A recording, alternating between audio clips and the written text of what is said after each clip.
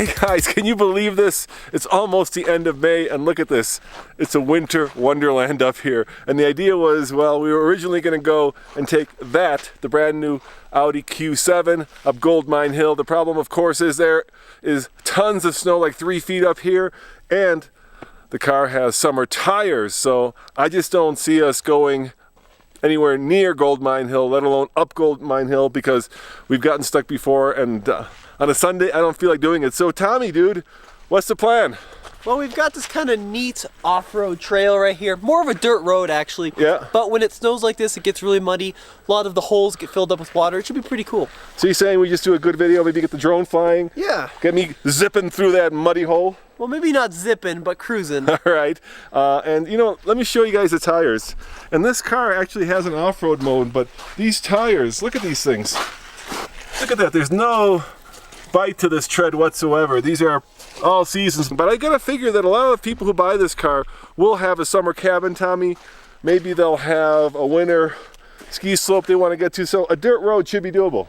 Yeah, well, you know, we can't change the tires out on these week-long testers, so we just have to work with what we've got. Yeah, and you know, we can do more than just take it off-road. We can give you our top 3 things that we like and dislike about the new Audi Q7. All right, here's the camera. Let's do it. I'm gonna zip through the I'm gonna go zip through this puddle now. Why don't you get me forward? Just go way back, because it's gonna get a little splashy. Yeah. Oh yeah, let me throw it in off-road mode here. Drive select. Off-road mode it is. We've got comfort, auto, dynamic, and individual. And now we are in off-road mode. You may be wondering what that does. And don't worry, I'll tell you.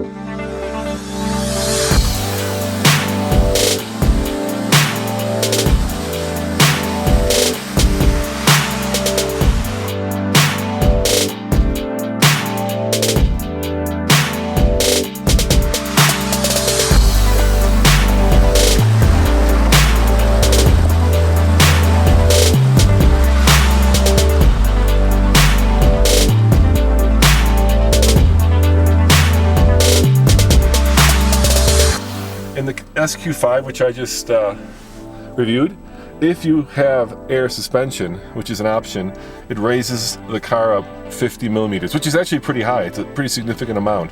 If you don't have it, like in this car, then what it does is it changes the way that the traction control works to allocate power in a more off-road friendly way. But it would be great to have the air suspension to get a little bit more ground clearance. But we can't bemoan what we don't have, right, dude? Yep, that's true. All right, let's go for a ride.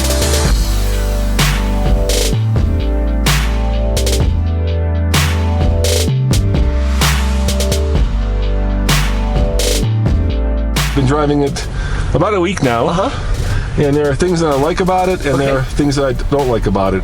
So let's start with the top 3 things that I don't like. Okay. First and foremost, I'm not a huge fan of the car styling. I like the old one better, actually. I think it's a little too boxy. That front end, the grille is just huge, and I know that now the A5 and the A7 and A6 and A4 all look alike, and of course now the Q5, the Q3, and the Q7 also look alike. Yeah. And I get that family resemblance, but you know, it's a thing in the auto industry, but I would like it more if it weren't a thing. What do you think? Well, I like the front end, and I like the back end alone, but the kind of the middle part, the heart of the vehicle, just looks a little bit bulbous to me. Yeah, it's just a little boxy. It's still elegant, and the Germans now, and you can see it better in the Volkswagens, have gone to this very linear, very square styling. And I'd like to see a little bit more roundness, a little bit more, you know, kind of Coke bottle effect. Sure. So that's number 3. Number 2, I don't like this screen. It's too small. I mean, look, it's not that much bigger. Why don't you use that camera to show them? Yeah. It's not that much bigger than my iPhone 6S, really. And you've got this huge expanse of dashboard, and this little tiny screen comes popping up. Obviously, Tesla set the standard. Do you want to stop for a second? Yeah, why don't you pop it in and out? Show them how big it is. That's kind of cool that it's retractable. I like that better than when it's mounted to the actual dashboard. But Tesla set the standard with this huge center stack iPad copy, basically, like two iPads stuck on top of each other. And Volvo has gone very big, and this seems very old to me. I think it would be nicer if it was bigger. In fact, Lexus and BMW have all gone to bigger screens, and since this is the top of the line Q car, I think it should have a bigger screen. Well, I think part of the issue too is it's pretty far back in the dashboard. Yeah. From where you're sitting, it just looks small, and maybe it is.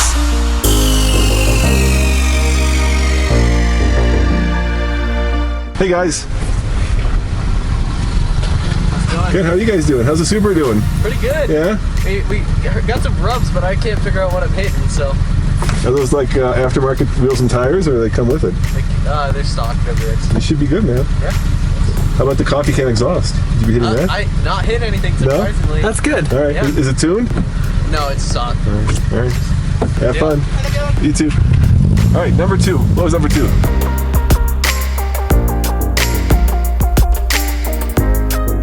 Oh yeah, the lane keep. There's a little button here. It's not called lane keep. It's called. It's one of the Active lane assist, I believe. Exactly, active lane assist. And what it does is it allows you to drive down the center of the road. You know what it does with the lines on the other side. And if you veer left or veer right, the system will correct. But oh my gosh, Tommy, it was like fighting the car. It was always correcting.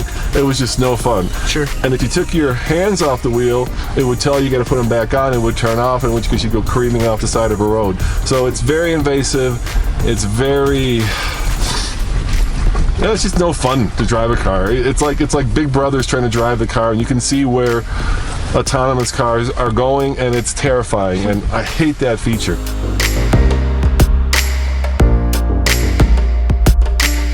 Uh-oh, look how deep that is. You think we're gonna sink? Am I gonna sink this car? Well, Should I go for it? I think so. Do you want to get video of it in case I do sink it? Sure. Why don't you hop out? I mean, it doesn't look too deep. All right. It looks very deep. It looks like I'm gonna go through a lake here. All right, here we go. I'm going through. I'm gonna call this Lake Colorado.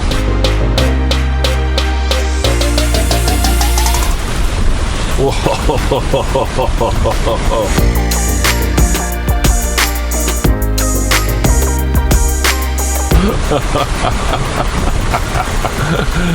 This is pretty crazy. We had so much snow, and now it's all melting and just turning into mud and soup. And you know, Audi has this heritage of building really good World Rally Championship cars, right? The Quattros back in the 80s dominated.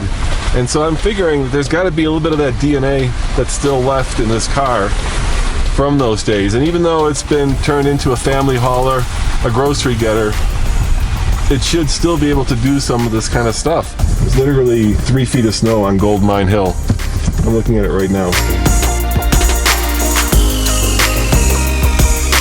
All right, let me show you the top of Goldmine Hill. This is how much snow we have. I'd say it's at least, well, in spots, probably a good foot of snow. Now we're talking some serious snow. Holy cannoli.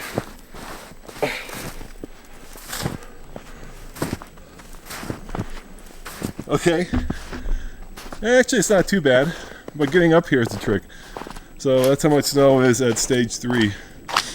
Yeah, I think a car maybe has come up here. You can kind of see it. Well, there you have it, guys. It's a winter wonderland. It's almost June. Welcome to Colorado. There's a saying about living up here, and that is if you want to live up in the mountains in Colorado, this is probably about 10,000 feet above sea level, you're going to have 8 months of winter a year. And that is certainly true. Let's see if Tommy's got that drone set up so we can get some shots of the Audi going through Lake Colorado. Tommy is our certified expert drone. I wouldn't go that far. Okay. All right. Take off. Okay, go for it.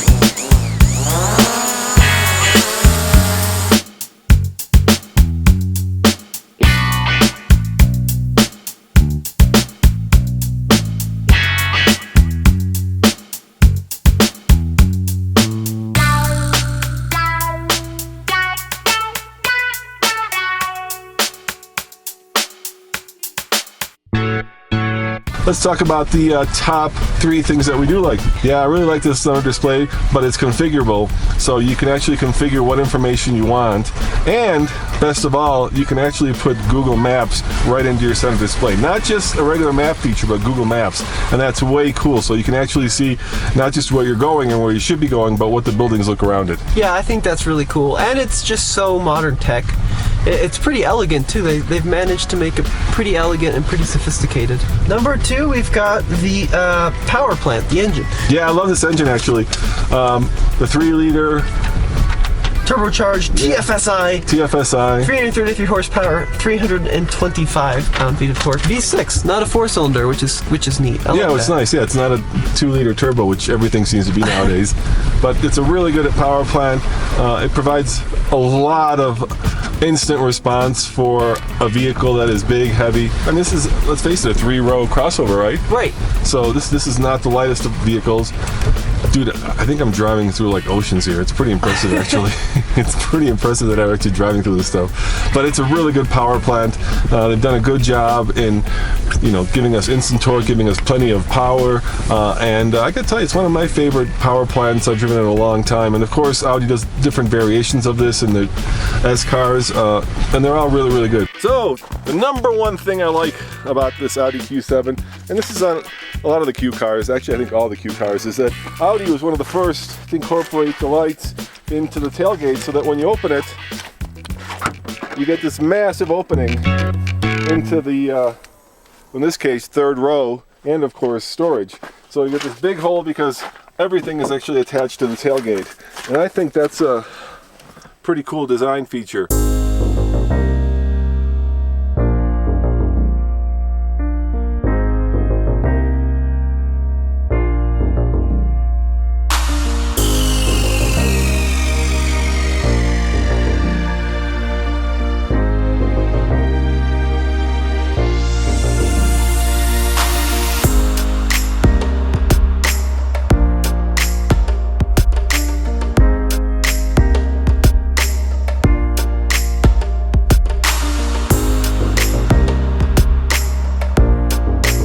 And we should talk about price too. This comes in at just under $69,000. Yeah, you mean you're gonna pay for German engineering. And with the Monroney, do you have the MPG, by the way? Yeah, I do. So it's rated at 21 MPG combined, 19 city, 25 highway. Which is okay. If you want an engine that's over 300 horsepower, that's turbocharged, that moves a very big, and let's make no mistake, this is a very big car. This will take up most of your garage slot. So, we got a car dirty, a little bad, but I think we got a good video. Yeah, I think it worked. Yeah, we made lemonade out of lemons. Yeah, because it was just too snowy at Goldmine Hill. Yep. As always, this is Roman. Yep, and Tommy. See you guys next time. Thanks for watching, and check out, you know what, let's put Nathan's CX-5 off-road video right here if you guys want to watch it. That was a really good video. Yeah, let's do it. All right, ciao.